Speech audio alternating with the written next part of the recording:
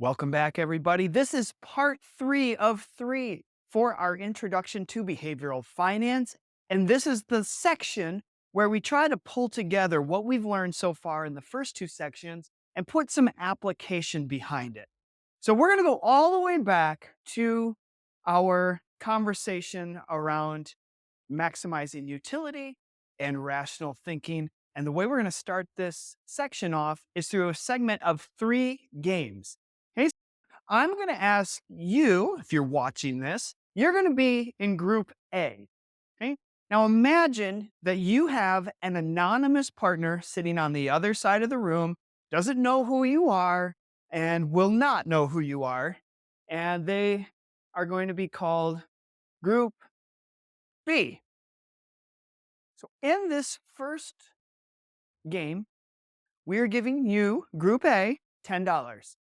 Now, you can give your partner anywhere from $0 to $10 in round integers. So 0, 1, 2, 3, 4, 5, just to keep it simple. Now, in this game, if your partner accepts your money, whatever you send over, you get to keep the remaining amount. So if it's $5 and they accept, you keep the remaining $5 and group B gets their $5. If you send over 0 and they decline, or whatever amount, and they decline, nobody gets money. I want you to think about how much you would send over in this particular game. I'll go ahead and lock in your answers. And we're going to move into the second game. Now, the second game starts the same way. You are given $10.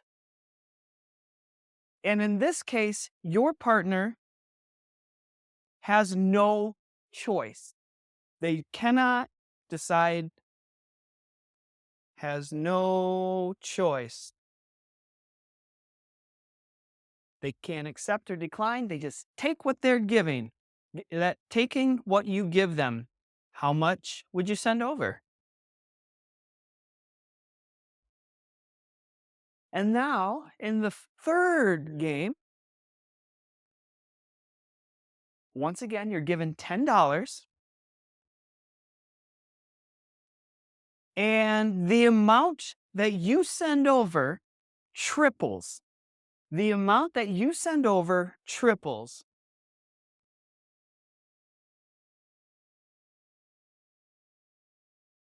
Increases 3 times. So if you send over all $10, that goes to group B into $30.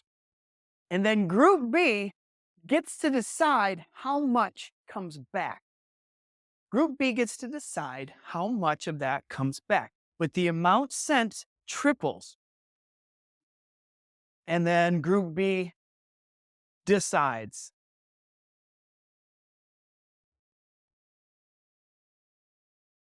And so I'm going to go back to the initial question. How much out of this $10 will you send over to group B?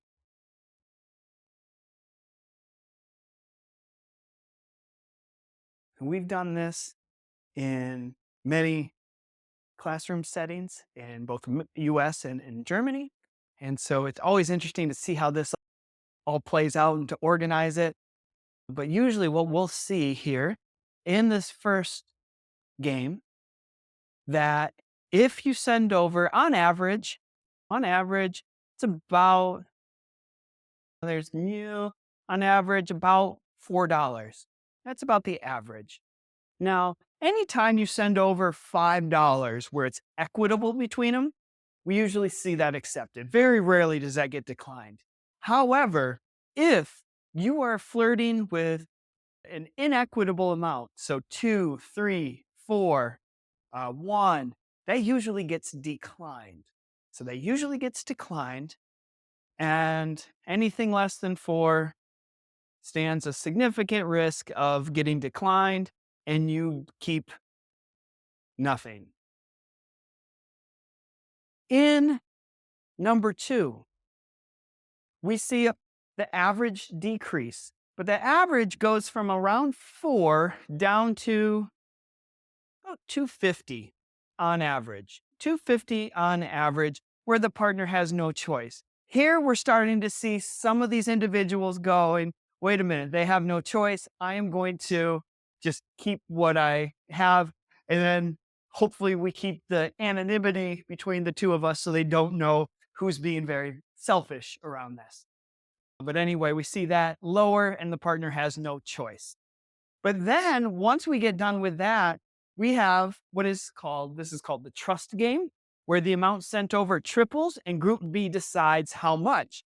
So if you are working in coordination, in a perfect, polite coordination, and send over all 10, that triples to 30. And if they bring it back, the trust actually happens. Both of you actually wind up with $15. So you can see the win situation if you are fully trusting. And so here is where we see a wide variety. Those who have cooperated before, you see that spill over into this, where you see a little bit of cooperation, but then you see others who go, wait a minute, he burned me on the last two. And so I'm not going to either send anything over, or anything I send over, group B is going to keep it all. So we see some behaviors going on in these three activities. So just to formalize, this is called the number 2 is the dictator game, because you dictator game. Number 3 is the trust game.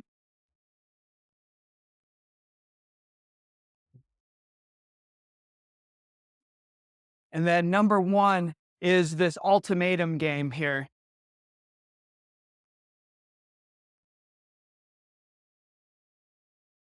Ultimatum. So now we see what's going on here, and we're going to keep this.